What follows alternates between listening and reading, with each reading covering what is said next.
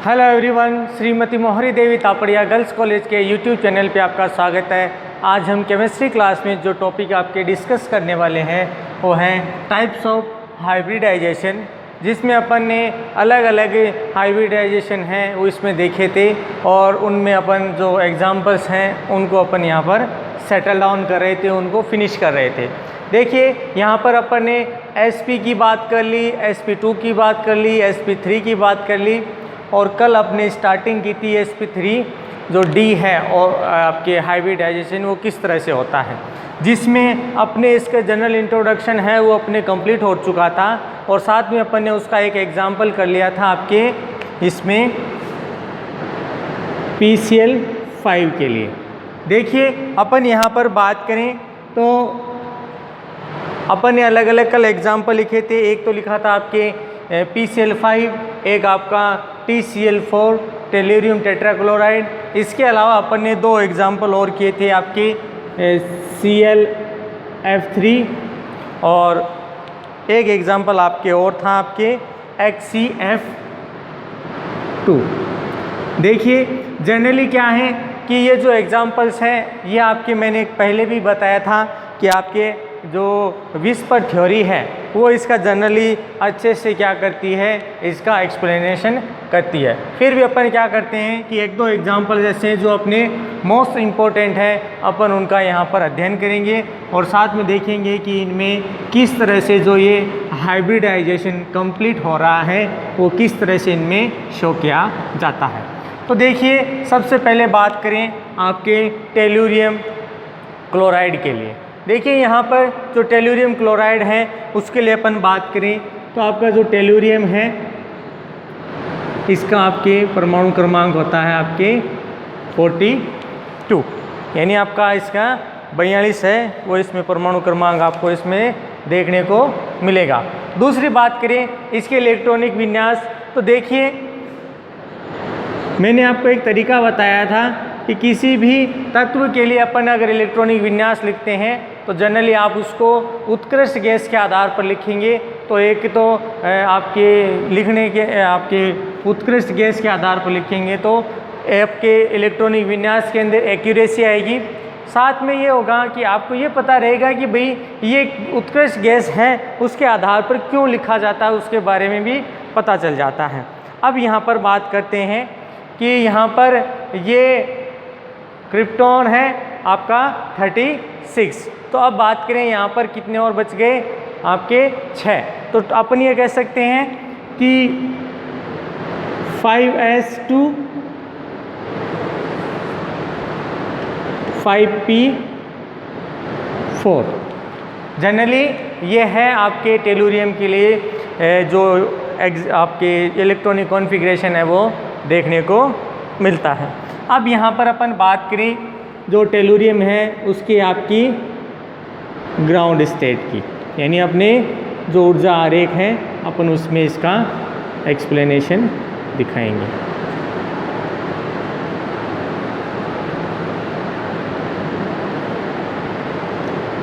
ये आपका 5s उसमें 2 इलेक्ट्रॉन और ये आपका 5p उसमें आपका ये 4 इलेक्ट्रॉनों का इसमें डिस्ट्रीब्यूशन। नेक्स्ट बात करते हैं यहाँ पर, तो ये आपके जो d ऑर्बिटल हैं ये वाले आपके क्या हैं, जनरली इसमें खाली रहेंगे। ये कौन सी स्थिति वाले होंगे, तो यहाँ पर देखिए ये वाले आपके किस तरह के होंगे।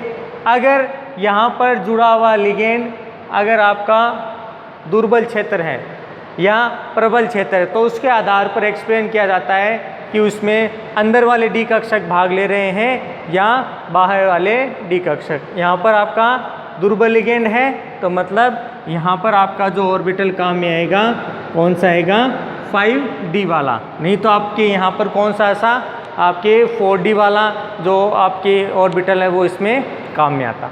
देखिए अब यहाँ पर बात करते हैं आपके क्लोरीन के 4 एटम इसके साथ जुड़ेंगे तो यहाँ पर जनरली क्या है, 2 ही अयुग्मित इलेक्ट्रॉन वाले ऑर्बिटल उपस्थित हैं। तो यहाँ पर इसके लिए क्या करते हैं, इसको एक्साइट करते हैं। और इसमें जनरली आपका जो इलेक्ट्रॉन है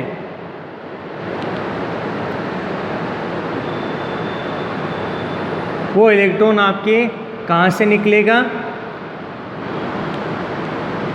तो यहाँ पर अपन बात करें कि जनरली जो इलेक्ट्रॉन का डिस्ट्रीब्यूशन है वो कहाँ से होगा कि जहाँ ऊर्जा है सबसे कम हो। अब देखिए ये पूर्ण भरा हुआ है, इसका स्थायित्व ज़्यादा है।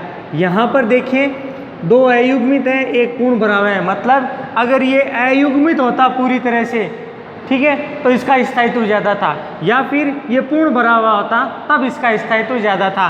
लेकिन इस तरह की स्थिति होती है कि एक भरा हुआ है और दो खाली है, तो क्या है इसका स्थायित्व क्या हो जाता है, कम हो जाता है। तो क्या बताया गया है, जैसे एक्साइट किया जाता है, जनरली अभी तो अपन ने पढ़ रहे थे उसमें तो S वाले से इलेक्ट्रॉन निकल रहा था, लेकिन अब आपका P वाले से इलेक्ट्रॉन है उत्तेजित होकर आपके जो उच्च ऊर्जा कक्ष है वो उसमें चले जाते हैं। अब देखिए अपने 4 मॉलिक्यूल हैं वो या एटम क्या करेंगे, आपके क्लोरीन के इसके साथ आकर अटैच करेंगे, आपके बॉन्ड फॉर्मेशन करेंगे।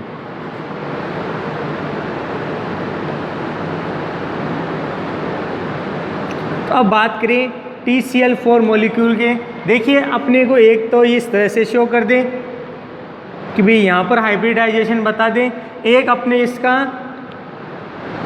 ऊर्जा आरेख बनाकर बता दें।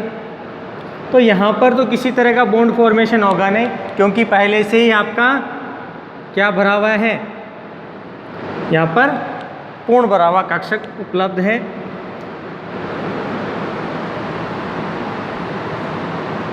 एक वो आपके इसमें D वाला, तो यहाँ पर क्लोरीन एटम अपना इलेक्ट्रॉन युग्म या इलेक्ट्रॉन क्या करेगा, इसको दान कर देगा।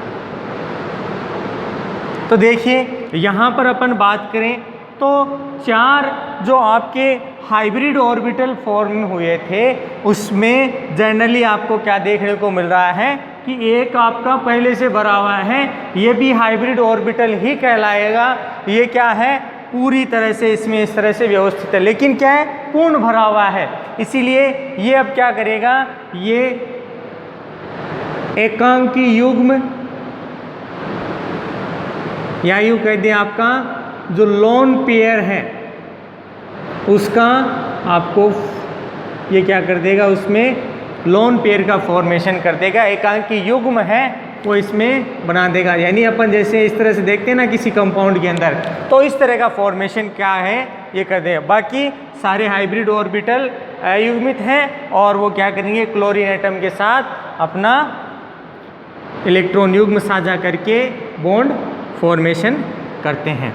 तो यहाँ पर अपन बात करें कि जनरली एक S 3P और एक D, तो यहाँ पर हाइब्रिडाइजेशन का टाइप तो क्या हो जाता है sp3d।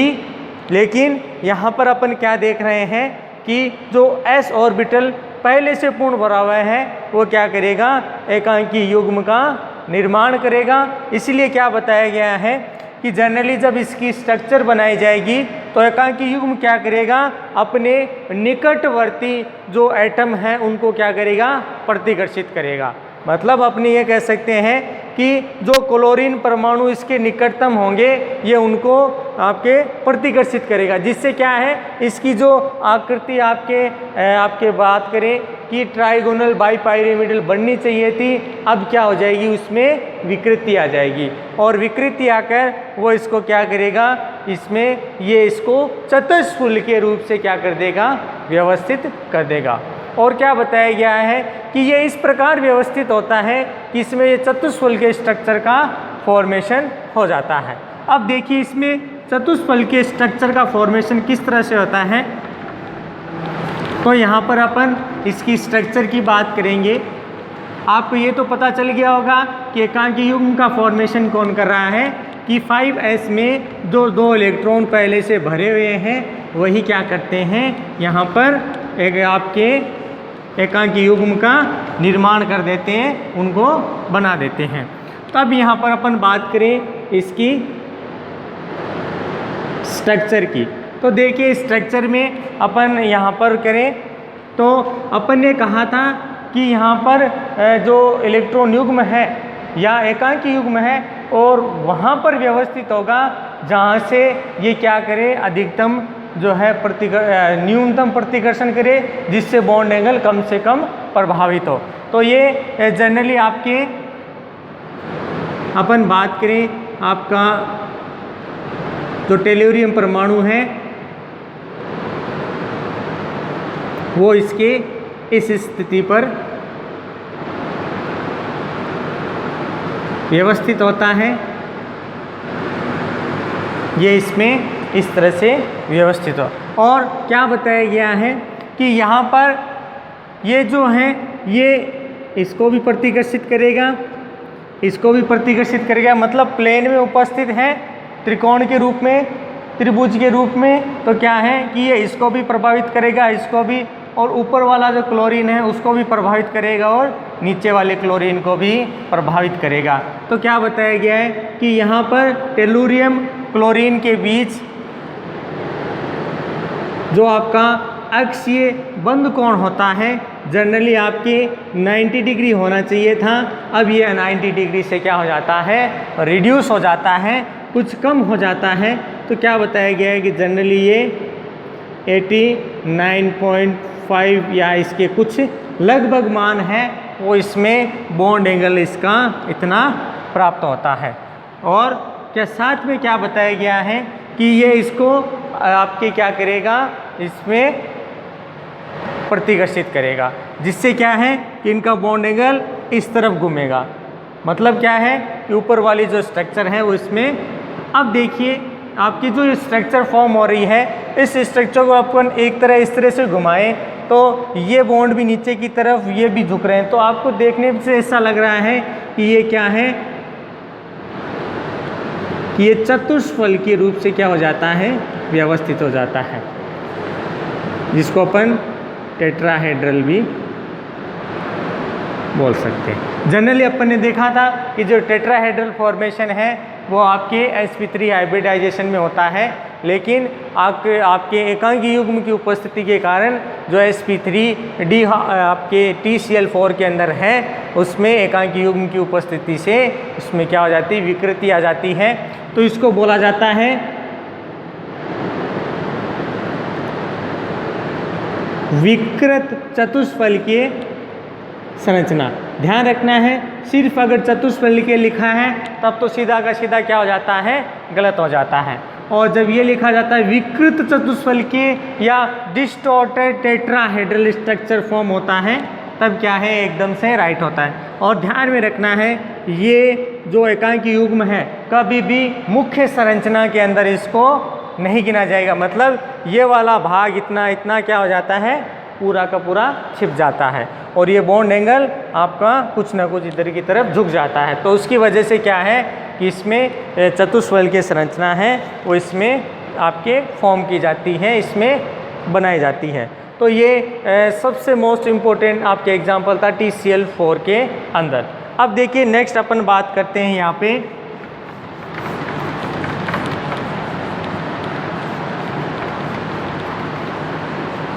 TCl4 के अलावा एक एग्जाम्पल और है आपका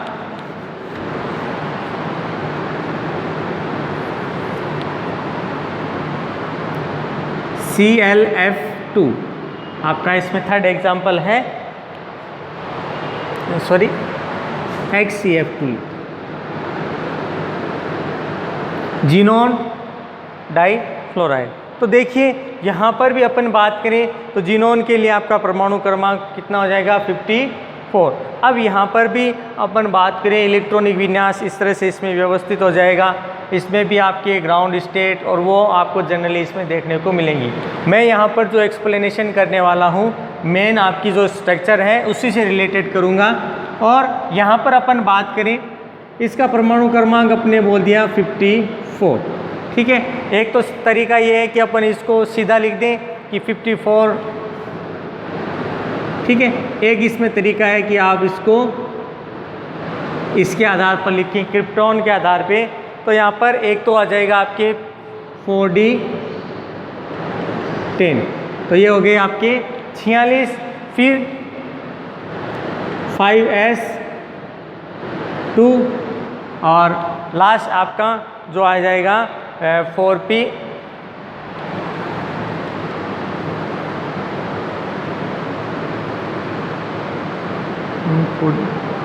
तो इसमें आपका 5p6, मतलब इस तरह से क्या है कि बाह्यतम कक्ष है वो इसके कौन सा हो जाएगा, आपके ये वाला। अब ध्यान रखना है यहाँ पर इलेक्ट्रॉन पहले से भरे हैं, ये काम में नहीं आएगा। आपके बाह्यतम कक्ष कौन से हैं, ये वाले। तो क्या बताया गया है जनरली कि यहाँ पर जो इलेक्ट्रॉन का डिस्ट्रीब्यूशन है वो अपन किस आधार पे लिखेंगे, आपके इसके आधार पर लिखेंगे। तो यहाँ पर अपन बात करें तो इसमें इस तरह का आपका विन्यास देखने को मिलेगा। जनरली उत्कृष्ट गैस है ये आपके क्या है कि किसी तरह का जो बॉन्ड फॉर्मेशन है किसी के साथ नहीं करती, मतलब जनरली इनके यौगिक हैं बहुत रेयर होते हैं, लेकिन कुछ मॉलिक्यूल इनके द्वारा फॉर्म किए जाते हैं। अब यहाँ पर आपको जनरली वही चीज़ दिखानी है कि यहाँ पर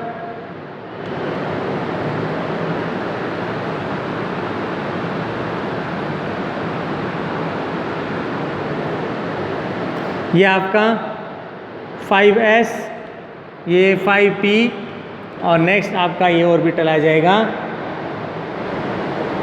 5d वाला, मतलब बाहरी कक्षक है, इसमें भाग लेगा क्योंकि यहाँ पर जुड़े हुआ कैसा है, आपके दुर्बल क्षेत्र वाला लिगेंड है, इसके साथ बॉन्ड फॉर्मेशन कर रहा है।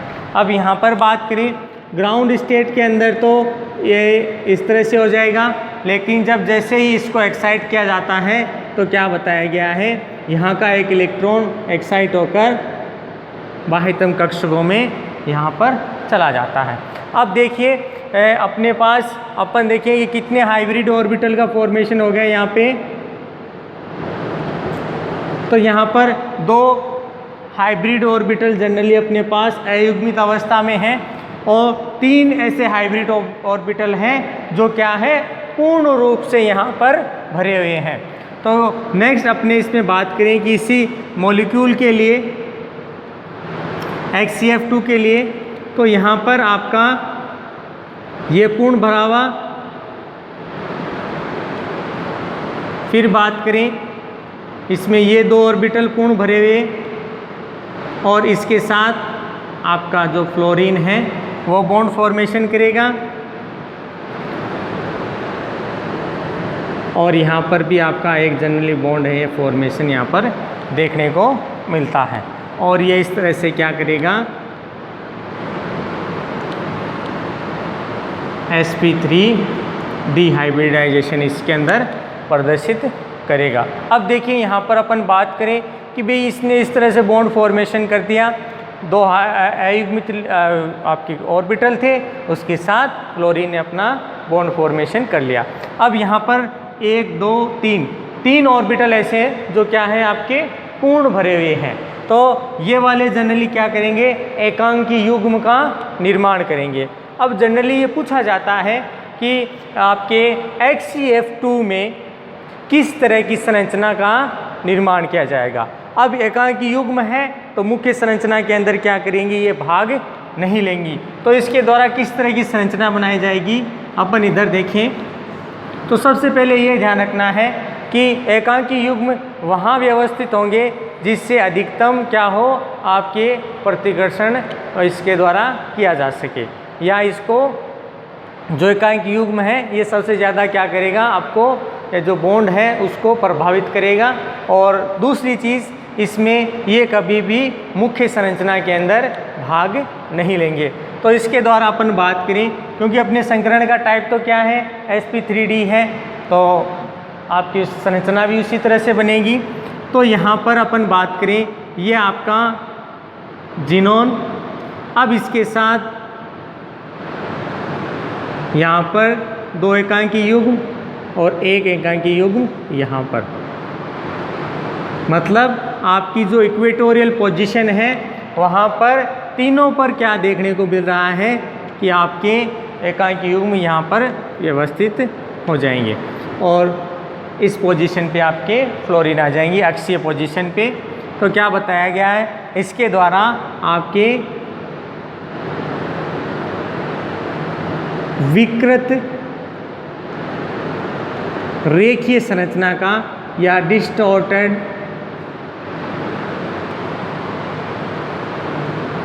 लीनियर स्ट्रक्चर का फॉर्म हो जाता है। तो इस तरह से आपके HCF2 में भी sp3 हाइब्रिडाइजेशन है वो शो किया जाता है, लेकिन 3 एकांकी युग्म की उपस्थिति के कारण विकृति उत्पन्न होती है, जिसके फलस्वरूप इसकी जो मुख्य आकृति है आपके विकृत रेखीय या डिस्टॉर्टेड लीनियर स्ट्रक्चर का यहाँ पर फॉर्मेशन किया जाता है। तो ये था आपके sp3 हाइब्रिडाइजेशन जो अलग अलग मॉलिक्यूल के लिए अपन ने देखा।